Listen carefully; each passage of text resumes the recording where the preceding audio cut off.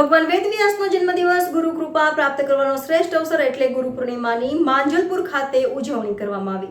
આજે ભગવાન વેદવ્યાસનો જન્મદિવસ ગુરુ કૃપા પ્રાપ્ત કરવાનો શ્રેષ્ઠ અવસર એટલે ગુરુ પૂર્ણિમાની માંજલપુર ખાતે ઉજવણી કરવામાં આવી।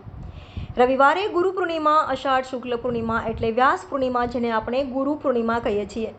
આજે ભગવાન વેદવ્યાસજીનો જન્મોત્સવ ભગવાન વેદવ્યાસ સ્વયં નારાયણનું સ્વરૂપ છે અને તે ચિરંજીવ છે।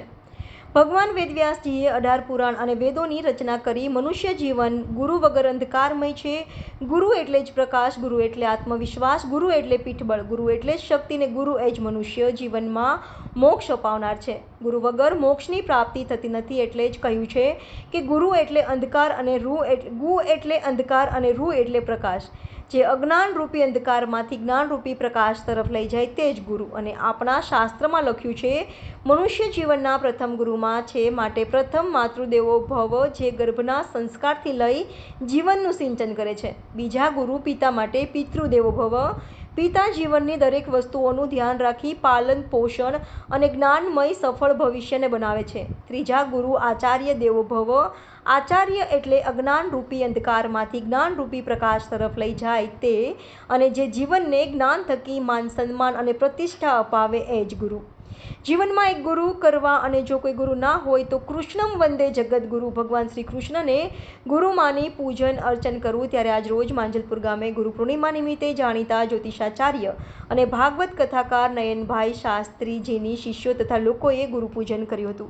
કૃષ્ણમ વંદે જગતગુરુ, ભગવાન શ્રી મહર્ષિ વેદવ્યાસની જયંતિ, જેને આપણે અષાઢ સુદ પૂર્ણિમા એટલે ગુરુ પૂર્ણિમા તરીકે આજના દિવસે પોતાના સદગુરુને એમણે આપેલા જ્ઞાન, એમના આશીર્વાદને વ્યક્ત કરવા માટે ગુરુ પૂજનનો, પાદુકા પૂજનનો વિશેષ મહિમા રહેલો છે।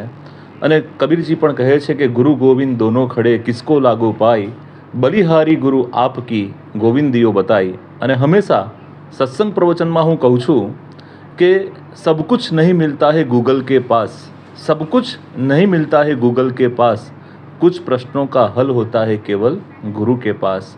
જ્યારે ભારત દેશમાં ગુરુનો આટલો મહિમા દર્શાવ્યો છે, ત્યારે ભારત મહાસત્તા બને, સમસ્ત પ્રજાજનો સુખી રહે, નિરોગી રહે અને સનાતન ધર્મનો જય જયકાર રહે, એ ભાવના સાથે ગુરુ પૂર્ણિમાની સૌને મંગલ શુભકામના। સૌના માટે પ્રભુને ખૂબ પ્રાર્થના, સૌને ખૂબ ખૂબ આશીર્વાદ। જય ગુરુદેવ।